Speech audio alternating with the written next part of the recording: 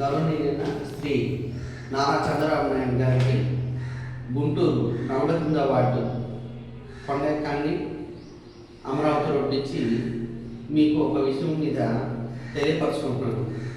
మా కాలనీలో ఎక్కువ మంది ఎస్సీ ఎస్టీలు బీసీలు ఇక్కడ సమస్యలతో ఎన్ని రకాలుగా ఇబ్బందులు పడుతున్నారు. అందులో కొన్ని సమస్యలు మీ దృష్టి తావాలని కోరుకుంటున్నాను. భక్తులు హనుమంతరావు అనే స్టూడెంట్ గత సంవత్సరం అంటే మన ఆర్థిక సంవత్సరంలో ఇంటర్మీడియట్ సెకండ్ ఇయర్ పూర్తి చేశారు. ఎస్ఆర్ కాలేజీలో చదువుకుంటున్నాడు. అయితే తన కుటుంబంలో వాళ్ళ తండ్రి గారైన లక్ష్మీనారాయణ గారికి పని చేయడానికి కూడా ఇబ్బందికరంగా ఉంటూ బ్రెయిన్ నుంచి ముక్కులో నుంచి రక్తం కాబట్టి తను పని చేయడానికి కుదరదు అని గుంటూరు గవర్నమెంట్ డాక్టర్లు తెలియపరిచారు.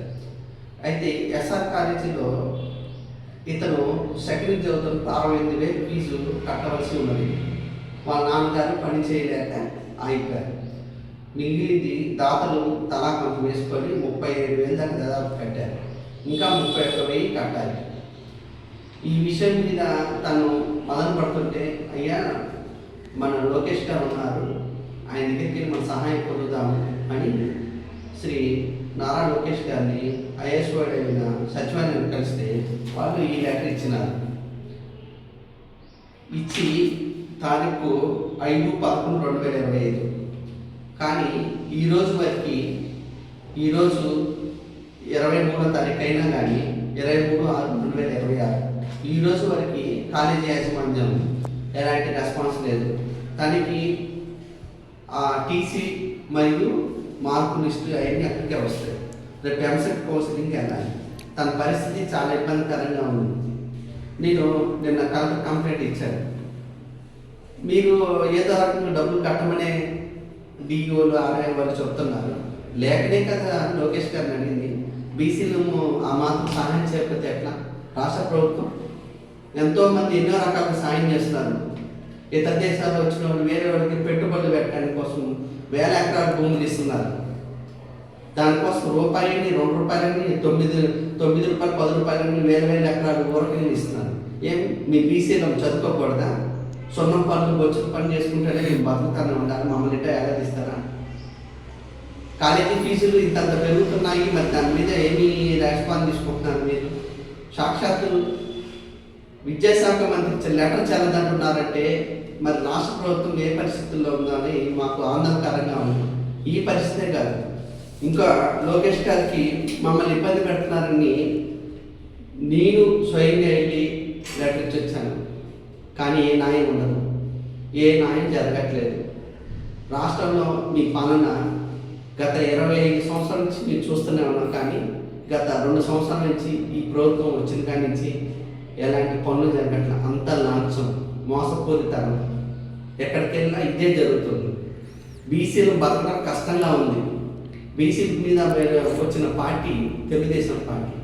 కానీ ఆ పరిస్థితులు ఇప్పుడు లేవు. అంతా పిల్లల భవిష్యత్తు అంధకారంలోకి వెళ్ళిపోతుంది. కాలేజీ ఫీజులు ఏది అడిగినా కానీ లక్షల్లో చెప్తున్నారు. బుక్స్లు ఆడ 1000 అంటున్నారు. బీసీలో మేము చదువుకోకూడదు అని నిర్ణయం చేసినట్టున్నా ఉన్నది రాష్ట్ర ప్రభుత్వం ఎక్కడుంటుంది. పిల్లలు చదువుకోకుండానే ఇళ్ళ దగ్గర కాకుండా పనులకి వెళ్తున్నారు, ఇంట్లో సరిగ్గా లేక. ఇది చాలా ఆందోళనకరంగా ఉంది. తక్షణం మీరు స్పందించి అసలు ఈ గుంటూరు నగరంలో ఏమేమి జరుగుతున్నారో మీరు తెలుసుకోండి. పోలీస్ స్టేషన్కి వెళ్తే ఏ పోలీస్ స్టేషన్లో అన్యాయం, కోర్టు కేసుకోండి అని అంటున్నారు.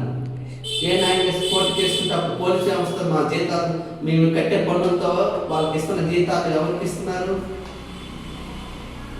అగ్రకులస్తులకి, పెత్తందారి వ్యవస్థకి పోలీస్ వ్యవస్థ పనిచేస్తుంది. కోర్టుకి వేసాను, కోర్టు నుంచి ఆర్డర్ తెచ్చుకున్నాను. కానీ సామాన్య బీసీల పరిస్థితి ఎంతవరకు వెళ్ళాల్సి వస్తుంది? బీసీలను ఎలా దొరకాలనే చూస్తున్నట్టుగా అనిపిస్తుంది ఈ ప్రభుత్వంలో. మాకు ఎలాంటి ఉపయోగం లేదు. జూన్ జూలై 1 తారీఖు దాకా ఈ ప్రభుత్వంలో నేను రెస్పాన్స్ లేకపోతే ఇంకా మీ కలెక్టర్ దగ్గర ధర్నా తింటాడు కూడా వెనకాడతాడు వేయట్లేదు. ఎలాంటి ధర్నాకానికి సిద్ధంగానే ఉన్నాం. మాకు పోరాటాలు చేయడం కొత్త కాదు. ఇప్పటికైనా మీ ప్రభుత్వం స్పందించి మాకు న్యాయం చేయండి. బీసీలైనా వడదెబ్బ కొడితే వాళ్ళకి వచ్చి పలకరించే వాళ్ళు నాదుడే లేడు. వడదెబ్బకి ఇద్దరు చనిపోయారు. వాళ్ళకి ఎక్స్ప్రెస్ ఎవరిస్తారు? భార్య పిల్లలు చనిపోయిన ఉన్నారు, వాళ్ళకి ఏం పట్టించుకోరు.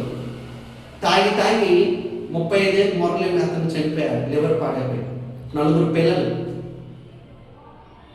మేము చచ్చిపోతూ మీ ప్రభుత్వం ట్యాక్సులు కడుతున్నాం, కానీ మీరు మాత్రం ఎలాంటి రెస్పాన్స్ లేదు. పెత్తందారి వ్యవస్థను పెంచి పోషిస్తున్నారు ఇక్కడ నాయకులు. మీకు తెలిసిద్దో తెలీదో తెలీదు, మీడియా తరపున ఎన్నోసార్లు మీకు తెలియపరిచారని చూశాను. మరి ఆ మీడియాలో వార్తలు వస్తున్నాయో మీరు తెలుసుకుంటున్నారు, ఇంతే వదిలేస్తున్నారో తెలియట్లేదు. ఈ విషయాలు మాత్రం మేము చాలా తీవ్రంగా ఇబ్బందులు పడుతున్నాం. 50 సంవత్సరాలు పింఛన్ అన్నారు, ఇంతవరకు మా వాళ్ళకి ఒకరు కూడా దాని గురించి అప్లై చేయలేదు. 1500 పథకం అన్నారు, ఆడపిల్లలకి ఉన్నారు, అది లేదు.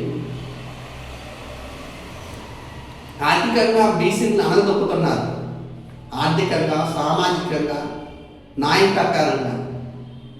మేము నమ్మి ఓట్లు వేసాం చంద్రబాబు నాయుడు గారు. నేను ఒక్కనే కాదు, నా చేత నేను 500 మందిని ఓట్లే ఇచ్చాను గతంలో. ఒక టీడీపీ కార్యకర్తగా నేను గతంలో, కానీ ఇప్పుడు మీ కార్యకర్తగా నేను కాదు. మీ పార్టీకి రాజీనామా చేశాను, సంవత్సరం అవుతుంది. మీ యొక్క ఆలోచనలు, మీ యొక్క విధానాలు మీ నాయకులు మీకు తెలియపరుస్తున్నా లేదు. మీ నాయకుల వల్లే తీవ్రంగా పార్టీ నష్టం జరిగింది. దాంట్లో నేను ఒక బాధ్యతనే. మా బీసీలకి అనదొక్కాలని చూస్తే నాన్నపై అప్పుడప్పుడు వస్తాను, మిమ్మల్ని నిలదీస్తారు. ఇక్కడి నుంచి అదే పని జరుగుతుంది. ఇప్పటికైనా మీరు స్పందించి ఆ స్టూడెంట్కి న్యాయం చేయండి. భర్త చనిపోయిన ఆమెకి ఇమ్మీడియట్గా పింఛన్ ఇప్పించండి. మాకు నష్టం చేసిన పెద్దంగారి వ్యవస్థకి మీరు న్యాయం చేయండి. మీరు అమరావతి రాజధానిలో కూర్చొని, అమరావతి రాజధాని ప్రజా రాజధాని కాదు, ప్రజా పాలన చేయండి. రాజధాని మాకు ముఖ్యమే, అదే మాకు కూడు పెట్టదు. న్యాయం, ధర్మం అనేది ఇక్కడ జరగట్లా. పోలీస్ స్టేషన్కి వెళ్తేనేమో కోర్టుకు వేసుకోండి. పెత్తందారి వ్యవస్థకి కొమ్ము కాస్తున్నారా పోలీసు వాళ్ళు? వాళ్ళకి న్యాయం, ధర్మం ఉండదా? ఇష్టం వచ్చినసారి ఎఫ్ఐఆర్లు కడతారు. కోర్టుకి ఎవరిస్తారు సార్ డబ్బులు?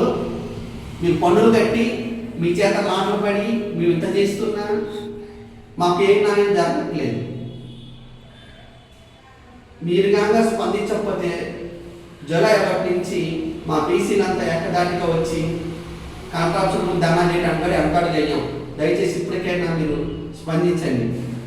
మీకు ఇవన్నీ తెలియకపోవచ్చు. తెలుగుదేశం పార్టీ అంటేనే బీసీ. ఇప్పుడు ఆ బీసీ దూరం అవుతున్నా, ఆలోచించుకోండి, ఇప్పటికైనా స్పందించండి.